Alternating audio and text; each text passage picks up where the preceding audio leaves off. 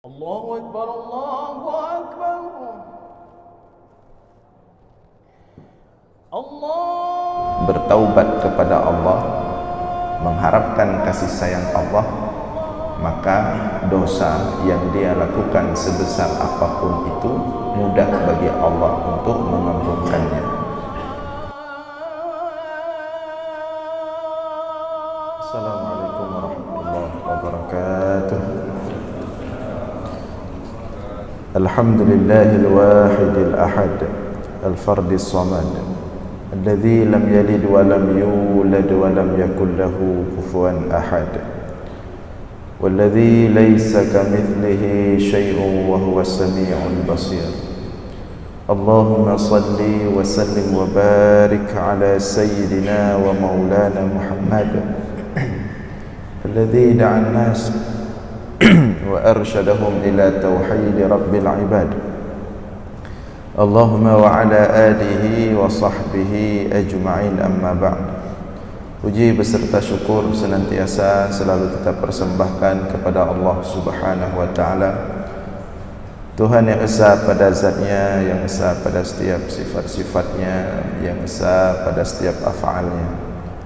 Tidak ada satupun makhluk yang serupa dengannya dalam bentuk apapun.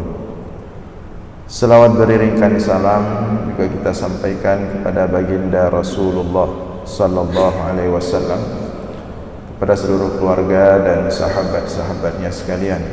Hadirin jamaah sekalian serta para pendengar dimanapun berada yang dimuliakan Allah, kembali kita dalam ulasan-ulasan singkat tentang ilmu tauhid, masih dalam rangkaian pembahasan hikmah Ibnu Athaillah As-Sakandari dalam kitabnya Al-Hikam.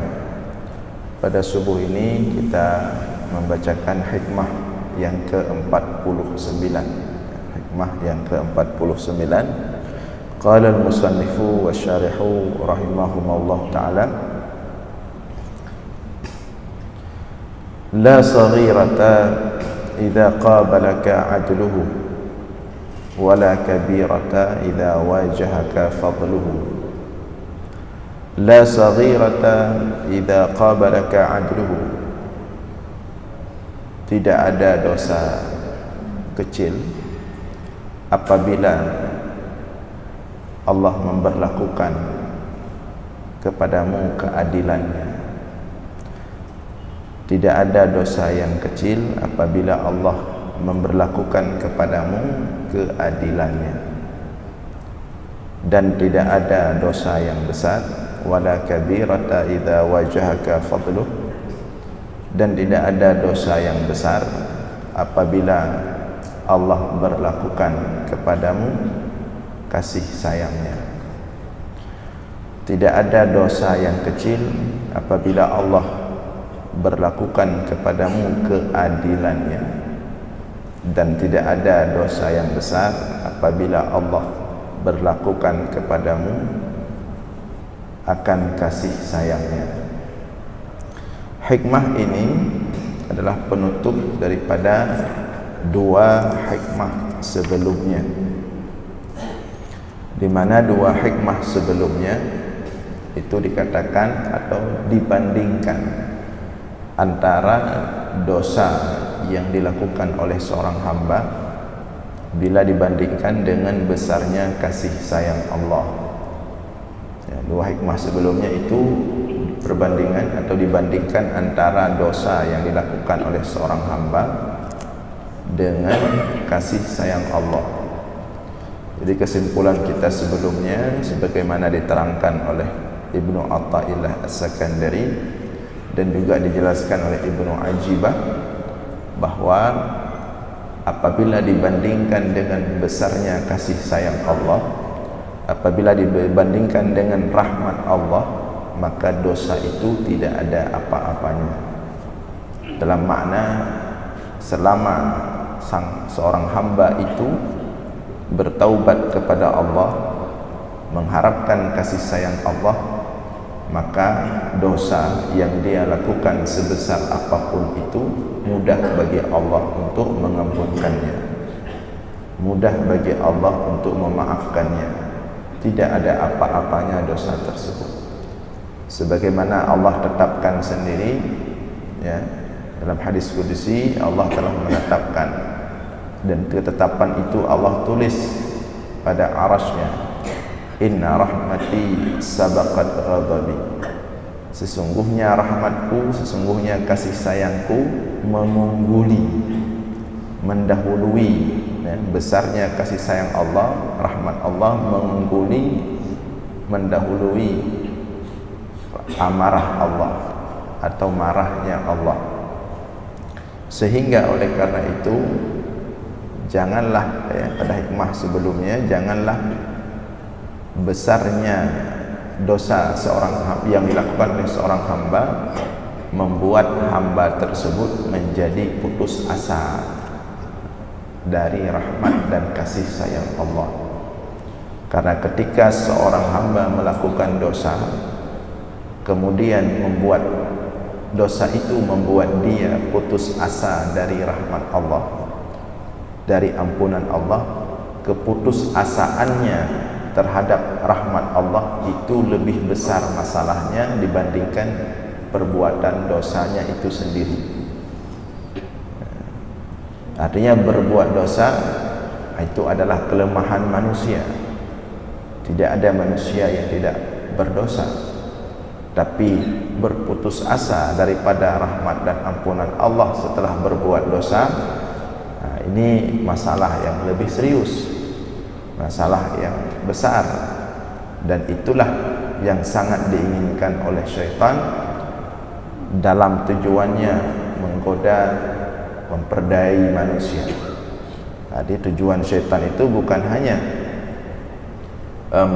menggoda dan memperdaya manusia untuk berbuat dosa, tapi tujuan syaitan itu adalah bagaimana caranya si hamba setelah berbuat dosa putus asa dari rahmat Allah. Nah, itu dua hikmah sebelumnya. Nah, pada hikmah ini pembandingnya, atau penyeimbangnya, penutupnya. Karena sebagian orang ketika kita jelaskan begitu besar rahmatnya Allah, begitu besar kasih sayangnya Allah dibandingkan dengan dosa yang dia lakukan, sebagian orang itu berpotensi berpikir kalau begitu enteng dosa itu, kalau begitu kecil perkara dosa itu, sehingga itu akan menginspirasi sebagian orang untuk memudah-mudahkan berbuat dosa, akan membuat sebagian orang meremehkan dosa. Makanya pada hikmah ini dipertegas oleh Ibnu Athaillah As-Sakandari, atau dibuat semacam keseimbangan dalam masalah ini. Kata beliau tadi, la saghirata idza qabalaka adlu wala kabirata idza wajahaka fadlu. Seolah-olah Ibnu Athaillah As-Sakandari ingin mengatakan, ingin mempertegas, memang kalau Allah berlakukan kepadamu kasih sayangnya, rahmatnya, dosamu itu tidak ada apa-apanya, kecil. Tapi ingat, la saghirata idza qabalaka adlu, kalau Allah berlakukan keadilannya, maka tidak ada dosa yang kecil. Kalau Allah itu benar-benar memberlakukan keadilannya dalam menghisab seorang hamba, tidak ada yang selamat, tidak ada dosa kecil, semua dibalas oleh Allah. Kalau betul-betul dihisab oleh Allah, faman ya'mal mithqala dzarratin syarran yarah, siapapun yang berbuat keburukan meskipun sebiji dzarrah, kalau semuanya dibalas oleh Allah keburukan tersebut, tidak ada yang selamat satupun manusia. Siapa yang tidak berbuat salah? Siapa yang tidak berbuat dosa? Makanya ketika dikatakan, ya, hadapilah Allah walaupun kamu membawa dosa, mintalah rahmatnya. Tetapi itu harapan, namun jangan terlalu tenggelam dalam harapan itu. Kita juga butuh takut. Alhamdulillah kalau Allah memberlakukan kita dengan rahmatnya, alhamdulillah, dan kita berharap itu, raja namanya. Tapi jangan merasa aman, karena tidak ada yang aman. Kalau sebaliknya Allah memberlakukan keadilannya kepada kita, habis itu ya. Tidak ada yang selamat. Makanya minta kepada Allah untuk diperlakukan kepada kita rahmatnya. Baik kita datang kepada Allah dengan membawa dosa, maupun kita datang kepada Allah dengan membawa amal. Kalau tidak kita minta rahmat Allah, kasih sayang Allah, jangankan kita datang membawa dosa, kita datang kepada Allah membawa amal saja tidak cukup. Datang kepada Allah, ya Allah, saya sudah beramal soleh, sudah sholat, sudah puasa, sudah zakat, sudah haji, dan sudah buat amalan-amalan sunnah lain. Wahai Allah, sekarang tegakkan keadilan, balas saya sesuai dengan amalan saya. Kalau kita minta keadilan Allah seperti itu, kemudian Allah tegakkan keadilannya, Allah timbang amalan kebaikan kita, kemudian Allah nampakkan keburukan maksiat kita, tidak seimbang ya. Tidak seimbang. Makanya kata qala Yahya ibnu Mu'az ar-Radhi radhiyallahu anhu, idza analahum fadlahu lam tabqa lahum sayyi'ah, wa idza wada'a alaihim adlahu lam tabqa lahum hasanah. Apabila Allah hadapi mereka, Allah berlakukan kepada mereka fadlahu, kasih sayangnya, rahmatnya, lam tabqa lahum sayyi'ah, tidak tersisa keburukan. Semua tidak dianggap oleh Allah, karena Allah sudah sayang, sudah cinta. Tapi wa idza wada'a alaihim adalah, tapi apabila Allah berlakukan kepada mereka itu manusia adalah keadilannya, lam tabqa lahum hasanah, maka tidak ada yang tersisa daripada kebaikan. Tidak cukup. Kita sampaikan tadi, seperti tadi orang mengatakan misalnya, ya Allah, saya sudah sholat, sudah puasa, sudah haji, sudah zakat, sudah buat soleh, tegakkan keadilan, balas. Maka kemudian dinampakkan nikmat Allah kepada kita dibandingkan dengan amal kita. Apabila dibandingkan nikmat yang telah Allah berikan selama ini dengan amal kita, tidak ada apa-apa. Kemudian dinampakkan perbuatan dosa kita, maksiat kita, banyak sekali, banyak sekali. Baik yang kita terang-terangan melakukan maksiat itu, maupun maksiat-maksiat yang kita lakukan karena sudah sering kita lakukan atau terbiasa sampai kita tidak sadar lagi itu maksiat, banyak sekali. Makanya nanti banyak di hari akhirat itu ada orang kepedean sampai Allah katakan wa yahsabuna annahum yuhsinuna sun'a. Banyak orang di akhirat nanti dia pede. Kenapa pede? Allah katakan wa yahsabuna annahum yuhsinuna sun'a, karena mereka menganggap di dunia itu mereka telah banyak berbuat baik.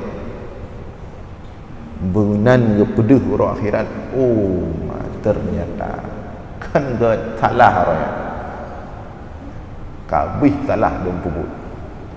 Kita anggap kebijakan yang kita lakukan selama ini bagus, keputusan yang kita ambil selama ini baik, sehingga kita sering menganggap diri kita baik. Ternyata begitu dibuka oleh Allah yang selama ini ditutup di dunia, kabih deh bro. Maka apabila Allah perlakukan kita dengan keadilannya, tidak tersisa kebaikan sedikit sekali dibandingkan nikmat Allah yang sudah Allah berikan. Wa qila Ada ulama yang mengatakan law wuzina raja'ul mu'min wa khawfuhu ma rajaha ahaduhuma 'ala al-akhar. Seandainya ditimbang pengharapan seorang mukmin kepada rahmat kasih sayang Allah dengan rasa takut mukmin daripada azab Allah, yang dia tidak merasa aman daripada azab Allah, itu ma rajaha ahaduhuma 'alal akhar, maka timbangannya tidak ada yang lebih unggul. Ya. Jadi kalau ditimbang harapan seorang mukmin kepada rahmat kasih sayang Allah dengan rasa takut terhadap azab Allah, banyaknya dosa yang telah dia lakukan, ini tidak boleh salah satunya mengungguli. Tidak boleh terlalu pede dengan harapan kasih sayang Allah kemudian membuat kita merasa aman, tidak akan kena azab, tidak akan dihukum. Tidak boleh. Demikian juga tidak boleh terlalu khauf, takut sekali sehingga berputus asa dari rahmat Allah. Jangan juga kita berfikir dong nyokah nadi nyo tingkat dong nyo mungkin li merempak rahmat Allah, mungkin pampun. Itu juga tidak boleh. Kan ada dua model orang. Yang satu model biasanya yang banyak amal, ya. Yang banyak amal biasanya ya, ujub, ya, merasa diri lebih baik dari yang lain, sehingga dia kepedean. Nah, ini masalah. Yang pelaku dosa biasanya putus asa. Maka seorang mukmin harus setara keduanya. Harus terus berharap rahmat Allah walaupun dia banyak amal, dan tidak boleh putus asa walaupun dia banyak dosa. Maka idealnya seorang mukmin dalam antara raja dan khauf, antara rasa harap pada rahmat Allah dengan takut azab Allah, itu balil mu'min katta'ir baina janahaini. Hendaklah seorang mukmin itu seperti burung yang mempunyai dua sayap. Sayap raja selalu berharap rahmat Allah walaupun banyak amal, karena amal itu pada hakikatnya Allah yang buat, Allah yang ciptakan pada diri kita, Allah yang gerakkan. Juga satu sayap lagi, selalulah ada rasa takut kepada azab Allah, ancaman Allah kalau Allah tegakkan keadilannya untuk kita di hari akhirat nanti. Maka ada satu ungkapan yang masyhur, yang populer di kalangan ulama Asy'ari, ulama Ahlus Sunnah wal Jamaah, disebutkan wa in yu'adzibna fabimahdi adlih wa in yuthibna fabimahdi fadlih wa in yu'adzibna fabimahdi adlih. Kalau Allah seandainya mengazab kita, na'udzubillah, kita berlindung kepada Allah agar tidak sampai diazab, ya. Tapi kalau seandainya kita diazab oleh Allah, fabimahdi adlih, maka itu berarti Allah berlakukan kepada kita keadilannya.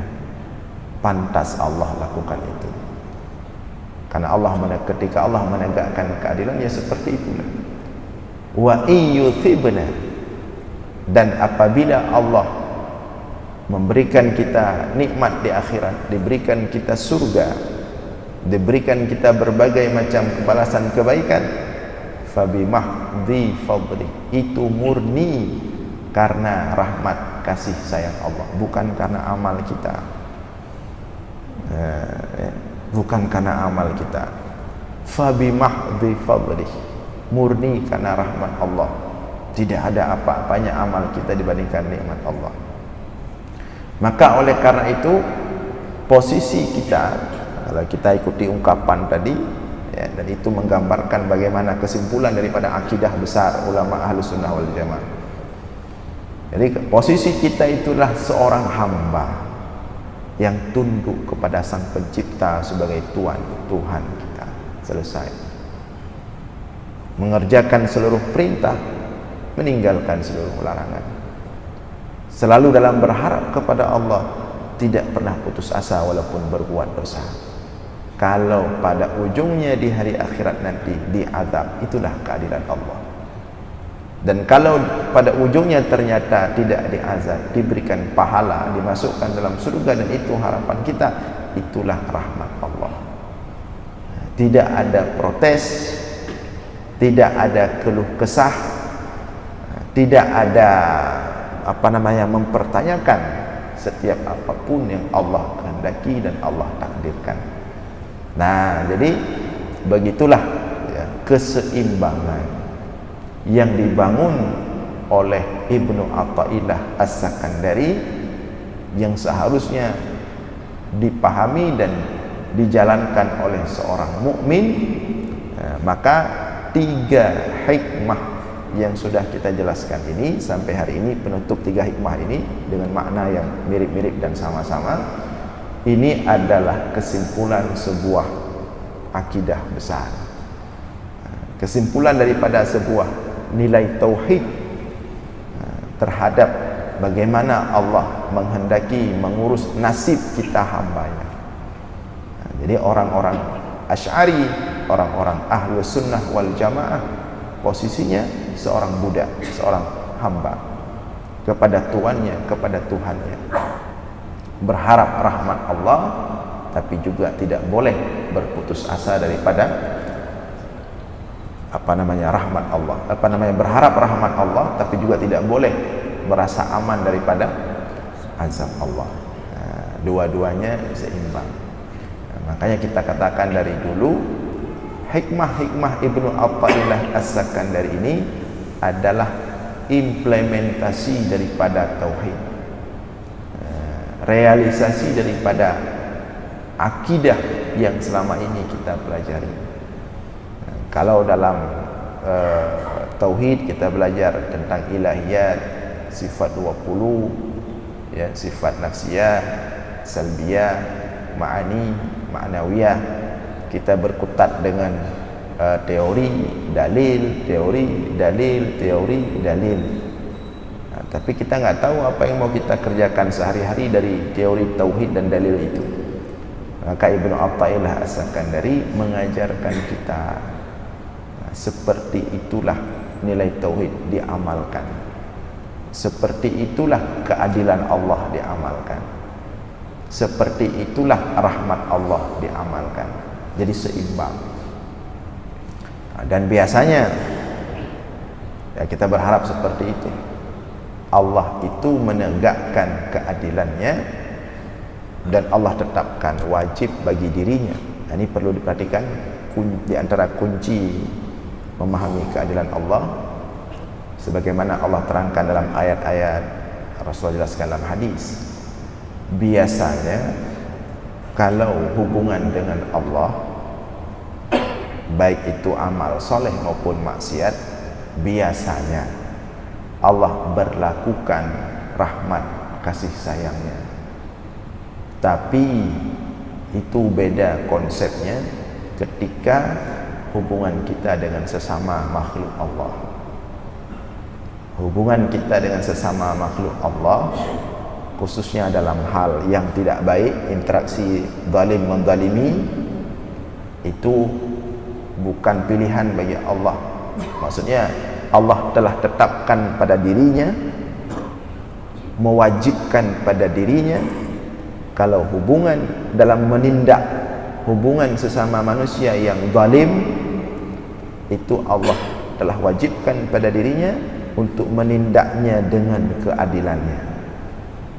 Jadi nanti jangan dibawa ini ke teori sesama manusia. Nyo teorinya dengan Allah, tapi sesama manusia tidak kemudian setelah kita sakiti manusia, setelah kita zalimi manusia, kemudian kita berharap rahmat Allah. Mudah-mudahan setelah kita zalimi orang, Allah balas dengan rahmatnya. Tidak, itu tidak berlaku. Walaupun boleh-boleh saja bagi Allah, tapi Allah sudah tetapkan. Allah katakan dalam hadis qudsi, inni haramtu dzulma ala nafsi wa ja'altuhu bainakum muharrama. Telah kuwajibkan, telah kuharamkan kepada diriku berbuat zalim. Maknanya mafhum mukhalafahnya, telah kuwajibkan kepada diriku berbuat adil. Dalam hal apa ini? Wajib, Allah wajibkan dirinya berbuat adil dalam menegakkan keadilan antara manusia. Wa ja'altuhu bainakum muharrama, dan aku jadikan kezaliman antara manusia itu haram. Jadi teori ini yang dibawa kepada hubungan sesama manusia. Haikal, kalau sesama manusia, jangankan sesama manusia, Rasulullah mengatakan dalam hadis sahih Muslim, dalam hadis sahih, apabila seekor kambing bertanduk menyeruduk kambing lain yang tidak bertanduk, disidang di hari akhirat oleh Allah di mahkamah Allah. Apalagi manusia, tidak dilepaskan. Makanya kalau dengan Allah porsi rahmat kasih sayangnya itu lebih besar. Tapi kalau dengan sesama manusia tidak. Karena kalau Allah membuat porsi rahmat kasih sayangnya dalam menghukum antara sesama manusia yang saling menzalimi, Allah pasti akan menzalimi salah satunya. Ada dua manusia misalnya, si A menzalimi si B, kemudian Allah memperlakukan si A dengan kasih sayang ke pemahaman aku kali zalim macam orang, maka Allah akan menzalimi yang si B, dan itu berlawanan dengan ketetapan Allah itu sendiri yang Allah katakan kepada dirinya bahwa Allah telah mengharamkan kezaliman kepada dirinya.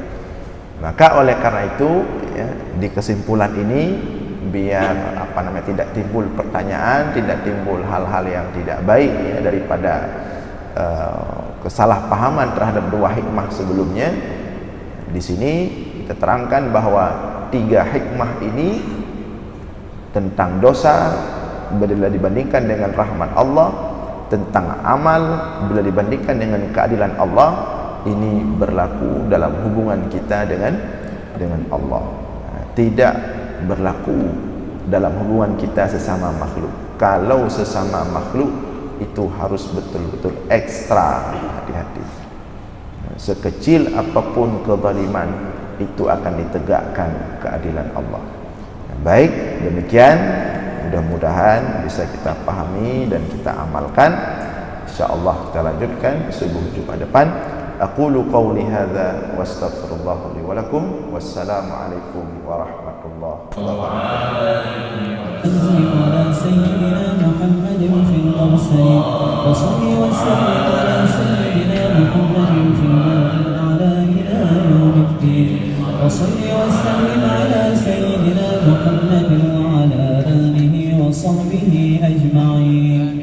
ولقد أشروا لنعت من أوصافه تحيي القلوب تهيج الأشجانا والله قد أثنى عليه فما يساوي القول منا أو يكون ثنانا لكن حبه في السرائر قد دعا لمديح صفوة ربنا وحدانا وإذ امتزجنا بالمودة ها هنا نرفع أيدي فخرنا ورجانا للواحد الأحد العلي إلهنا متوسلين بمن إليه دعانا مختاره وحبيبه وصفيه زين الوجود به الإله حبانا يا ربنا يا ربنا يا ربنا بالمصطفى اقبلنا أجب دعوانا أنت لنا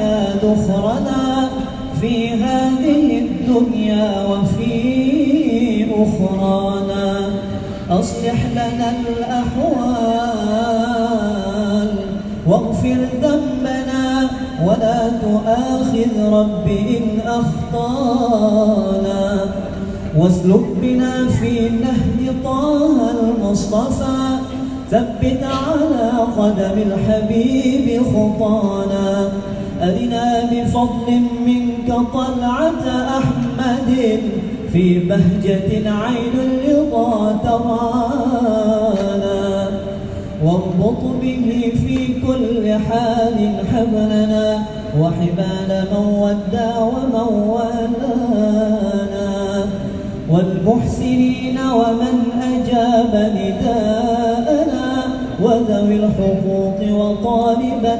أوصانا والحاضرين وساعيا في جمعنا ها نحن بين يديك أنت ترانا ولقد رجوناك فحقق سؤلنا واسمع بفضلك يا سميع دعانا وانصر بنا سنة طه في بقاع الأرض وقمع كل من عادانا وانظر إلينا واسقنا كأس الهنا واشفي وعاف عاجلا مرضانا واقضي لنا الحاجات وأحسن ختمنا عند الممات وأصلح عقبانا يا ربي وجمعنا وأحبابا لنا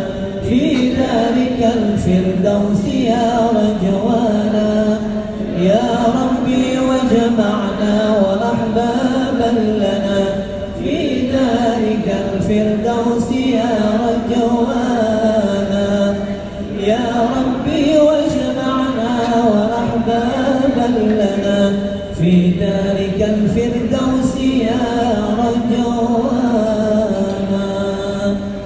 بالمصطفى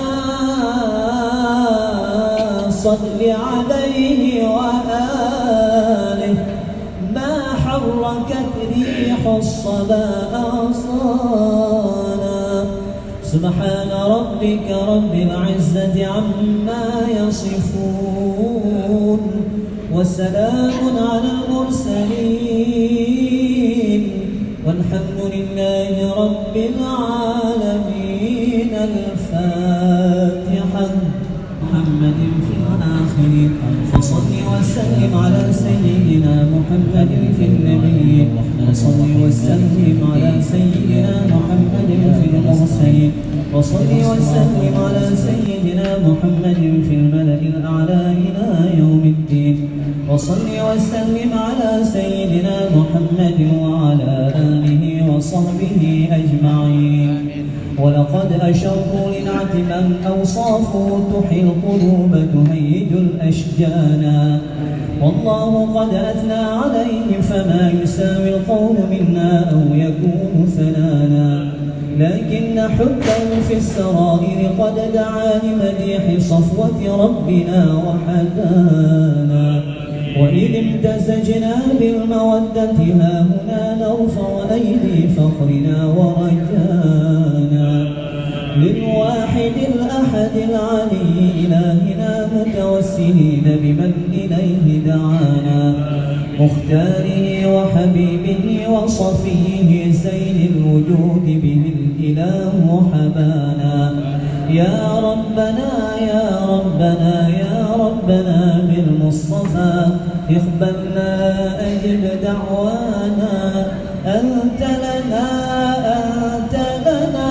يا ذخرنا في هذه الدنيا وفي أخرانا أصلح لنا الأحوال واغفر ذنبنا ولا تؤاخذ رب إن أخطانا واسلك بنا في نهج طه المصطفى ثبت على قدم الحبيب خطانا أرنا بفضل منك طلعة أحمد في بهجة عين الرضا ترانا واربط به في كل حال حبلنا وحبال من ودى ومن والانا والمحسنين ومن أجاب نداءنا وذوي الحقوق وطالبا